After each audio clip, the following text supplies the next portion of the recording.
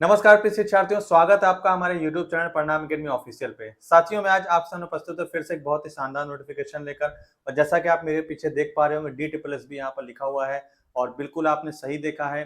DSSB की तरफ से यहाँ पर प्राइमरी की वैकेंसी आ चुकी है, प्राइमरी टीचर की। और अगर हम पद की बात करें तो लगभग कुल मिलाकर 1100 पदों पर, और एग्जैक्ट नंबर्स की हम बात करें तो यहाँ पर 1180 पदों पर यहाँ पर विज्ञप्ति जो है वो प्राइमरी टीचर्स की DSSB की तरफ से आ चुकी है। तो आप सभी का जो है इंतजार वो खत्म हुआ। प्राइमरी टीचर्स की जो तैयारी कर रहे हैं पीआरटी के लिए, उनके लिए यहाँ पर सुनहरा मौका है। तो ज़्यादा देर न करते हुए इसके जो ऑफिशियल नोटिफिकेशन मैं आपको उस पर लेके चलता हूँ। उससे पहले मैं आपसे एक रिक्वेस्ट करना चाहता हूँ, अगर आप हमारे चैनल पर पहली बार आए तो हमारे चैनल को सब्सक्राइब करें, बेल आइकन को प्रेस कर दीजिएगा, ताकि आपको ऐसे ही नोटिफिकेशन और ऐसी वीडियो आपको डिटेल मिलती रहे टाइम टाइम। तो ये आप देख सकते हैं नोटिफिकेशन, ऑफिशियल नोटिफिकेशन है। 10 तारीख को आया ये, 10/9/2025, 10 सितंबर 2025 को ये DSSB वेबसाइट पे ये अवेलेबल हो गया था। और फॉर्म भरने की जो आपकी डेट है वो आपकी 17 तारीख से स्टार्ट होगी, यानी कि 17 सितंबर से स्टार्ट होगी। और जो फॉर्म भरने की आखिरी डेट है वो 16 अक्टूबर रखी गई है। तो लगभग लगभग अगर हम बात करें तो आपके पास कुल मिलाकर 1 महीने का समय है फॉर्म भरने के लिए। तो सफिशियंट यहाँ पर समय दिया हुआ है, लेकिन आप अंतिम डेट का इंतजार मत करिएगा। जैसे ही ओपनिंग होगी फॉर्म भरने की, आप वैसे अपना फॉर्म जो है, अगर आप एलिजिबल है तो आप फॉर्म भर दीजिएगा। ठीक है।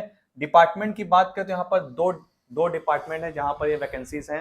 तो पहला डिपार्टमेंट है जो आपका डायरेक्टोरेट ऑफ एजुकेशन, और दूसरा है new Delhi municipal council, new Delhi municipal council. यहाँ पर वैकेंसी है। तो अगर म्यूनिसपालिटी या म्यूनिसिपल में बात करें तो 125, और आपके डायरेक्टरेट ऑफ एजुकेशन बात करें 1055, कुल मिलाकर यहाँ पर 1180 वैकेंसी पीआरटी के लिए यहाँ पर आ चुकी है। ठीक है। और जो DSSB का जो पेपर होता है, जो उसका लेवल होता है, वो थोड़ा सा स्लाइटली हाई होता है as compare to other state के पेपर से। और क्योंकि जॉब भी बहुत अच्छी है दिल्ली में, तो आप उसका लेवल समझ सकते हैं। ठीक है। क्वालिफिकेशन की अगर हम बात करें तो क्वालिफिकेशन यहाँ पर आपसे डीएलएड मांगा गया है, डिप्लोमा इन एलिमेंट्री एजुकेशन, या फिर जिसको हम पूर्व में बीटीसी के नाम से जानते थे। ठीक है। तो अगर आप जनरल कैटेगरी में है तो आपको 50% मार्क्स आपके होने चाहिए, और 2 ईयर का डिप्लोमा आपके पास होना चाहिए, जिसको हम डीएलएड जानते हैं, या फिर अलग अलग स्टेट में अलग अलग नामों से जानते हैं। ठीक है। या फिर सीनियर सेकेंडरी 12th में आपके 45% मार्क्स होने चाहिए, और 2 ईयर का डिप्लोमा आपके पास होना चाहिए। ठीक है। उसके अलावा आपके पास अगर ये नहीं है तो बीएलएड आपके पास होना चाहिए, जिसको हम इंटीग्रेटेड कोर्स कहते हैं, जो 4 इयर्स का है, वो आपके पास होना चाहिए।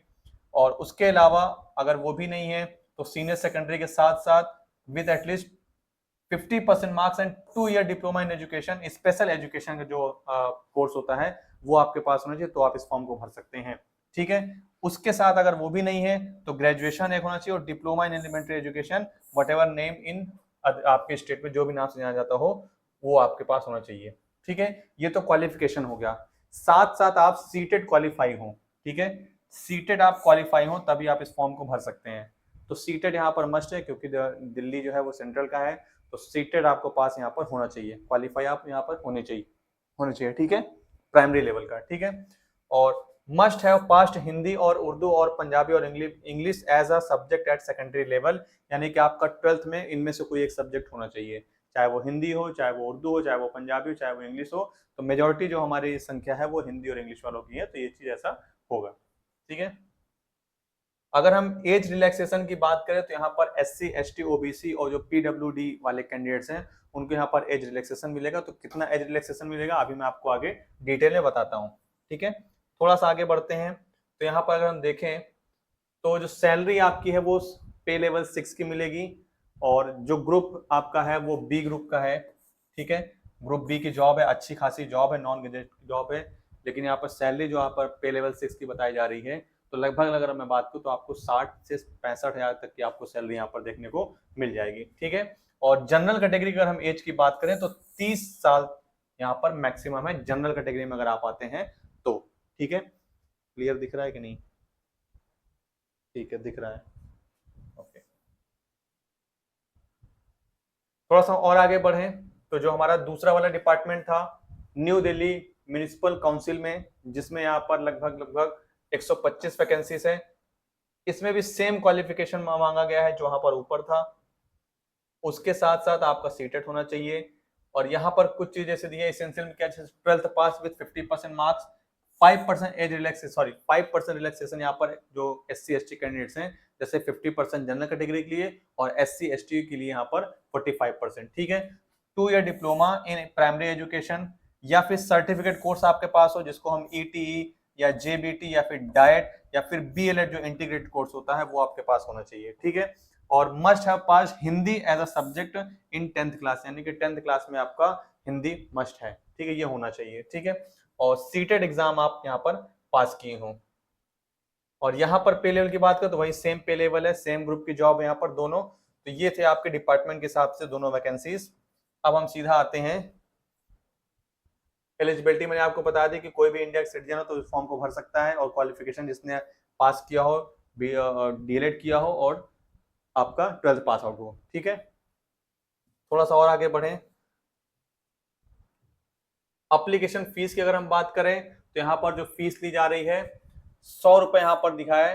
Women candidates and candidates belonging to scheduled caste, scheduled tribe, PWBD, ex service, इन सभी को एक्सेप्ट कर दिया गया, यानी कि इनकी कोई फीस यहाँ पर नहीं लगेगी। तो अगर जो 100 रुपए फीस की बात की जा रही है वो केवल जनरल कैटेगरी के जो कैंडिडेट्स हैं, चाहे वो मेल हो चाहे फीमेल हो, उनको यहाँ पर 100 रुपए की फीस देनी पड़ेगी। बाकी जो हमारे रिजर्वेशन कैटेगरी के लोग हैं उनको किसी भी प्रकार की फीस देने की कोई आवश्यकता, यानी उनको एक्सेप्ट कर दिया गया। ठीक है, तो ये था फीस की बात। अब आते हैं हम एग्जाम के अपने पैटर्न पे। सबसे इंपॉर्टेंट जो आपका एग्जाम है, तो यहाँ पर आपका जो एग्जाम होगा वो CBT मोड होगा। CBT का मतलब है कंप्यूटर बेस्ड एग्जाम आपका होगा, कंप्यूटर बेस्ड टेस्ट एग्जाम होगा। टियर 1 का मतलब है केवल आपका एक ही पेपर होगा, कोई दूसरा पेपर यहाँ नहीं है, कोई इंटरव्यू नहीं है, केवल आपका एक ही पेपर होगा। कुल मिलाकर आपके 200 क्वेश्चन होंगे, 200 नंबर के होंगे। 100 क्वेश्चन जो आपके होंगे वो चाइल्ड साइकोलॉजी, टीचिंग एप्टीट्यूड, इसमें से आएंगे, और जो 100 क्वेश्चन होंगे उसमें मल्टीपल टाइप्स है यहाँ पर। तो जो पहला सेक्शन आपका है सेक्शन A, उसमें आपके देखें तो जनरल इंटेलिजेंस और रीजनिंग, यानी कि रीजनिंग का पार्ट हो गया, ये आपका 20 नंबर 20 क्वेश्चन। ठीक है, जनरल अवेयरनेस, इसके भी आपके 20 क्वेश्चन 20 नंबर के। ठीक है, अर्थमेटिक यानी कि मैथ्स, ये भी आपका 20 क्वेश्चन 20 नंबर। ठीक है, कट तो नहीं रहा, हाँ ठीक है। इंग्लिश लैंग्वेज एंड कॉम्प्रिहेंशन, यहाँ पर जो इंग्लिश लैंग्वेज और कॉम्प्रिहेंशन दिया है इसका लेवल थोड़ा सा हाई होता है, इजी नहीं होता है। तो आपको इंग्लिश लैंग्वेज की बहुत अच्छी खासी जानकारी होनी चाहिए, और जितना हो सके आप कॉम्प्रिहेंशन सॉल्व करिए। अभी मैं बुक की लिस्ट भी बता दूंगा कि कौन कौन सी बुक आपको पढ़नी है, आप वो भी थोड़ा देख लीजिएगा। हिंदी लैंग्वेज की अगर हम बात करें तो हिंदी थोड़ा सा इजी आती है, आप किसी भी हिंदी की बुक से आप इसको पढ़ सकते हैं। तो यहाँ पर हम देखें तो सेक्शन ए में 5 सब सेक्शन है, 5 सब सेक्शन में बटा हुआ है, प्रत्येक जो है वो 1 नंबर का क्वेश्चन है। यहाँ पर 100 क्वेश्चन है तो 100 नंबर आपके ये हो गए। जो आपका सेक्शन बी है ये आपका आपके टीचिंग से जुड़ा हुआ है। MCQ one of the based on NCTE curriculum including teaching methodology required for the post, यानी कि कह सकते हैं तो यहाँ पर आपका CDP आएगा, टीचिंग एप्टीट्यूड आएगा, टीचिंग मेथोडोलॉजी आएगा, टीचिंग साइकोलॉजी आएगा, टीचिंग फिलोसफी आएगा। एक तरह से समग्र चीजें यहाँ पर आपका 100 क्वेश्चन पूछा जाएगा। और ये 100 क्वेश्चन जो पूछे, जो आपका लास्ट ईयर पेपर हुआ था उसमें अच्छे अच्छे को पसीने छूट गए थे। जो आपका लास्ट ईयर का पेपर हुआ DTPSD PRT का, आप उसका पेपर उठा के देखेंगे तो अच्छे अच्छे लोग उसको सॉल्व नहीं कर पा रहे थे। तो लेवल यहाँ पर बहुत टफ आता है, DTPSD पेपर बहुत टफ आता है, बहुत पेपर इजी नहीं आता है एज कम्पेयर टू आपका यूपी टेट या फिर बिहार टेट। DTPSD जो फॉर्म आता है वो वैकेंसी बहुत शानदार है, बहुत प्रेस्टिजियस जॉब है, हर व्यक्ति वहां जॉब करना चाहता है दिल्ली में, क्योंकि सैलरी बहुत अच्छी मिलती है, सुविधाएं बहुत अच्छी मिलती हैं। तो इसीलिए पेपर का लेवल भी जो होता है वो थोड़ा सा हाई होता है। ठीक है, अब हम थोड़ा सा बात करें, अगर हम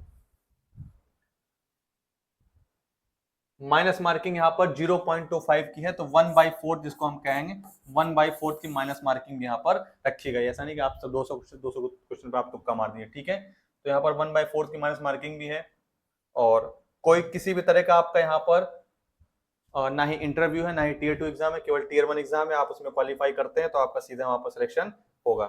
मिनिमम जो क्वालिफिकेशन है, क्वालिफिकेशन आपका कहें तो मिनिमम क्वालिफाई जो करना है, जनरल कैटेगरी में है, EWS कैटेगरी में तो आपको 40% लाना ही लाना है, OBC में है तो 35%, और SC ST और PH में है तो 30%। इतना तो आपको लाना ही लाना है मिनिमम 200 में से। इतना आप नहीं लाते हैं तो आपकी काउंटिंग ही नहीं होगी। यानी कि ये मिनिमम क्राइटेरिया है आपको एग्जाम में बने रहने के लिए, एग्जाम की रेस में बने रहने के लिए, कट ऑफ की रेस में बने रहने के लिए। ठीक है, और ऐसी कोई इन्फॉर्मेशन नहीं है जो मुझसे छूट गई है, बाकी सारी चीजें मैंने आपको बता दी। फीस बता दिया, पेपर का पैटर्न बता दिया, रिजर्वेशन यहाँ पर, तो रिजर्वेशन के जो कैंडिडेट्स है वो अपने यहाँ पर क्राइटेरिया सारा देख सकते हैं। और तो कुछ नहीं छूट रहा है। हाँ, एज रिलैक्सेशन यहाँ पर ये बता दे रहा हूं मैं। तो जो जनरल कैटेगरी के लोग हैं उनके लिए यहाँ पर अगर हम बात करें जनरल के लिए, तो मैक्सिमम यहाँ पर 30 ईयर्स है। और जो हमारे SC ST कैंडिडेट्स उनको यहाँ पर 5 साल का एज रिलैक्सेशन, इसका मतलब यहाँ ये 35 साल हो गया। जो OBC कैंडिडेट्स उनको यहाँ पर 3 साल का, इसका मतलब ये 33 वर्ष हो गया। जो PWBD है और जनरल या फिर EWS से हैं उनको 10 साल का, इसका मतलब यहाँ पर 40 साल हो गया। और PWBD है लेकिन SC ST है उनको 15 वर्ष का, यानी कि 45 वर्ष, यहां लिख देता हूं, ठीक है। और जो PWBD है OBC कैटेगरी उनको 13 वर्ष, तो यानी कि 43। तो अधिकतम अगर हम देखें तो 45 वर्ष यहाँ पर अधिकतम एज है रिजर्व कैटेगरी के लिए, ठीक है। तो ये था आपका DSSB का। और जो एक्स सर्विसमैन है उनको भी यहाँ पर 3 साल का एज रिलैक्सेशन दिया गया है, जो एक्स सर्विसमैन है उनको भी, ठीक है।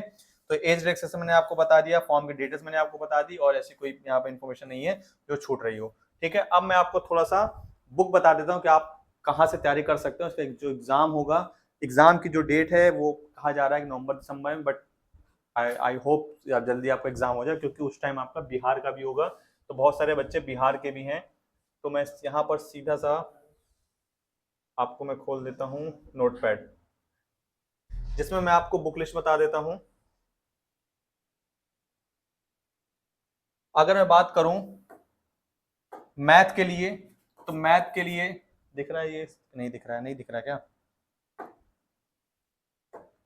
पेन ले लिया मैंने, लाल ले लिया, अब बड़ा कर दिया, ठीक है।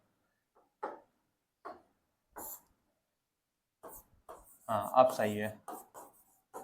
मैथ के लिए अगर हम बात करें, अगर आपको मैथमेटिक्स करनी है तो सब 1 नंबर की बुक है RS अग्रवाल की,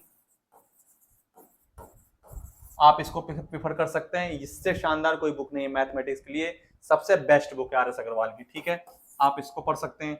दूसरा आपका टॉपिक है जो GA जनरल अवेयरनेस है, आपका काम इसमें लूसेंट से हो जाएगा, तो लूसेंट आप पढ़ सकते हैं।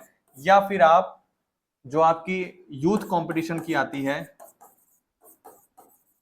उसको आप पढ़ सकते हैं। बस इससे ज्यादा कुछ नहीं पढ़ना है। 20 नंबर का आता है, जिन्हें बहुत बेसिक क्वेश्चन होते हैं 20 नंबर के, तो इससे ज्यादा आपको उसमें नहीं जाना है, बहुत डीप में नहीं जाना है 20 नंबर, ठीक है, 20 नंबर के लिए।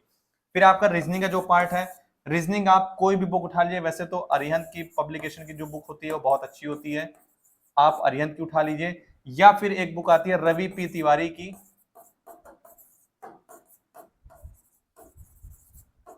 रवि पी तिवारी सर की एक बुक आती है, आप उसको भी ले सकते हैं। सर का नाम गलत हो गया, सर देखेंगे तो बहुत चिल्लाएंगे। वो मैंने भी उनसे पढ़ाई की है, आप सभी को बता दो। तो बहुत ही शानदार किताब है रवि पी तिवारी सर की, मैं कोई प्रचार नहीं कर रहा हूँ, सच में बहुत अच्छी किताब है रीजनिंग की। तो आप चाहे रवि पी तिवारी सर की किताब आप ले सकते हैं, और चाहे आप अरिहंत पब्लिकेशन की किताब ले सकते हैं रीजनिंग के लिए, ठीक है, रीजनिंग पार्ट के लिए, ठीक है। ये आपका GA का पार्ट हो गया, ये आपका रीजनिंग का पार्ट हो गया, ठीक है। इतना आपने देख लिया, अब मैं इसको मिटा दूं। अब आपका बचता है हिंदी। तो हिंदी आप PN पांडे सर की किताब पढ़ सकते हैं, ठीक है। ये जो मैं आपको बुक लिस्ट बता रहा हूँ बहुत ही शानदार किताबें हैं, और यहां से हमेशा आपका क्वेश्चन फंसेगा ही फंसेगा, 100% मैं गारंटी ले रहा हूँ क्वेश्चन आपका यहाँ से फंसेगा, ठीक है। PN पांडे। और इंग्लिश के लिए इस बुक का कोई तोड़ नहीं है अभी तक मार्केट में, तो आप SP बख्शी की किताब पढ़ सकते हैं। इस बुक का अभी तक इंग्लिश में कोई तोड़ नहीं है वनडे एग्जाम में, ठीक है। SP बख्शी का आप किताब पढ़ सकते हैं अगर आप पढ़ सकते हैं तो इंग्लिश की। बट कुछ लोग को ज्यादा नॉलेज इंग्लिश की नहीं है, कुछ लोग नहीं पढ़े होंगे, बेसिक पढ़ना चाहते हो, तो बेसिक अगर पढ़ना चाहते हैं तो नीतू मैम की किताब आती है KD नीतू मैम के नाम से, सॉरी वॉल्यूम 1 करके आती है,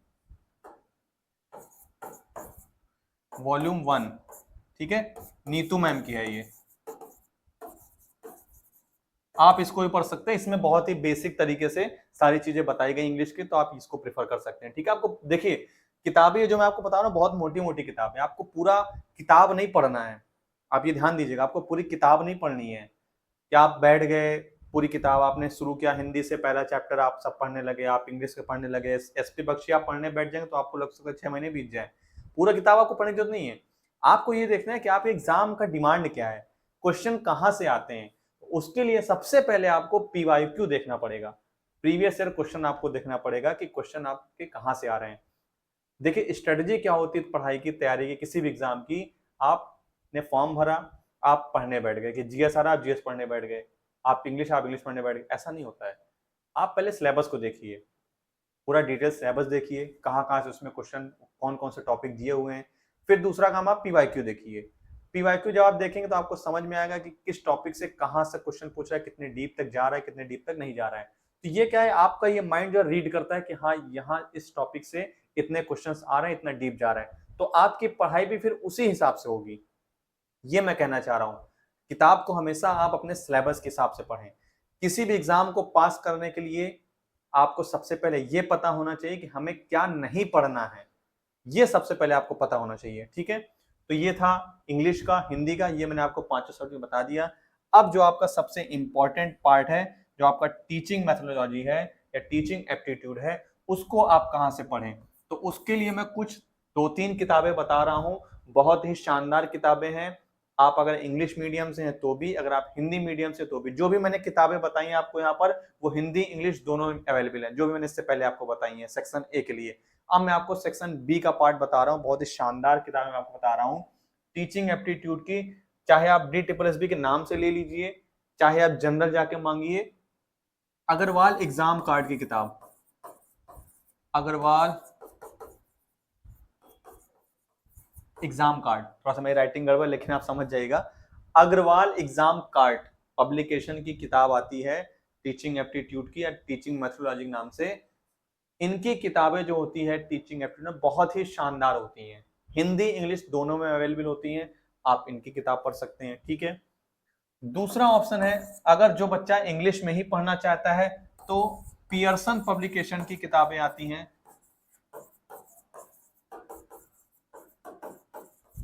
पियर्सन पब्लिकेशंस की किताब आती हैं, आप इसको पढ़ सकते हैं।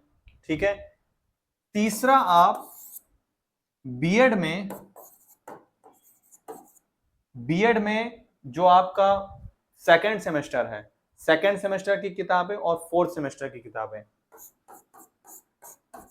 सेकेंड और फोर्थ सेमेस्टर, जिसमें फिलॉसफी और साइकोलॉजी दी है एजुकेशन की, वहां से आपको कुछ सिलेक्टिव चीजें उठानी है, पूरा नहीं पढ़ना है, सिलेक्टिव चीजें आपको वहां से उठानी है इस वाले पार्ट से, बाकी ये आपको मिल जाएगा। और अगर आपको पूरा समग्र चाहिए कि भाई कौन इन सब किताबों को देखे, अलग अलग पढ़े, हम हटाओ, तो आप सीधा जाइए मार्केट में, आप कहिए कि मुझे अरिहंत की किताब दे दीजिए, अरिहंत पब्लिकेशन की आप किताब जाके सीधा मार्केट में जाइए और अरिहंत पब्लिकेशन की किताब आप ले लीजिए। इसमें आपको समग्र मोटी सी किताब रहती है, इसमें आपको सब कुछ मिल जाएगा। तो जो मेहनत नहीं करना चाहते हैं, जो सोचते हैं मुझे सब जगह एक ही चीज, सब चीज एक ही जगह मिल जाए, वो सीधा जाके आप अरिहंत की किताब आप जाके ले सकते हैं। ठीक है, तो ये मैंने बुक लिस्ट बता दी है सारी चीजें। अब आपकी तैयारी कैसे होनी चाहिए, क्योंकि समय बहुत ज्यादा नहीं है, 2 से 3 मिनट आपको समय मिलेगा, समय आपके पास ज्यादा नहीं है। तो तैयारी आपकी कैसी होनी चाहिए, तो सबसे पहले तो आपका जो 100 नंबर का पार्ट है, आपका जो टीचिंग मेथोडोलॉजी है, इसको आपको तैयार करना चाहिए। दिन में आप 2 से 3 घंटा आप इसको कम से कम पढ़ें ही पढ़ें, ये जरूरी है। मैथ्स और रीजनिंग आप लगातार सॉल्व करें, और उसके लिए आप 1 घंटा 2 घंटा जो भी आपका समय स्लॉट हो, टाइम स्लॉट हो, चाहे सुबह चाहे शाम चाहे दोपहर, जब जैसा भी आपको सुटेबल हो, कुछ लोग रात में पढ़ते हैं, कुछ लोग सुबह पढ़ते हैं, तो जैसा भी टाइम सुटेबल हो, आप मैथ और रीजनिंग लगातार सॉल्व करें। इंग्लिश आपको प्रैक्टिस करनी है, बाकी जो जीएस का पार्ट उसमें बहुत ज्यादा लोड नहीं देना है, 20 नंबर का आता है, बहुत बेसिक क्वेश्चंस आते हैं, तो उसमें ज्यादा लोड हमें नहीं देना है। हमें लोड कहाँ देना है, इस 100 नंबर पे लोड देना है, मैथ्स रीजनिंग और इंग्लिश, ये 3-4 टॉपिक ऐसे हैं जिसमें हमें लोड देना है। तो आपकी तैयारी भी इसी हिसाब से होनी चाहिए। हिंदी के बहुत बेसिक से क्वेश्चन आते हैं, जीएस के बहुत बेसिक क्वेश्चन आते हैं, अगर आप लगातार एग्जाम की तैयारी कर रहे हैं, वनडे एग्जाम की, तो आपको क्वेश्चन कर ले जाएंगे। ठीक है, तो ये थी आज की वीडियो DSSB पे, जो आप बहुत दिन से इंतजार कर रहे थे। अगर आपको ये वीडियो अच्छी लगी हो तो वीडियो को लाइक करिए, अपने दोस्तों में शेयर करिए, हमारे चैनल को सब्सक्राइब करिए, ताकि आपको ऐसे ही डिटेल्ड नोटिफिकेशन और डिटेल्ड वीडियोस के एनालिसिस आपको टाइम टू टाइम हमारे चैनल पर मिलते रहें। मिलते हैं फिर किसी नए टॉपिक के साथ, फिर किसी नए नोटिफिकेशन के साथ, तब तक हंसते रहिए, मुस्कुराते रहिए और बने रहिए हमारे परिणाम अकेडमी टीम के साथ। जय हिंद, जय भारत।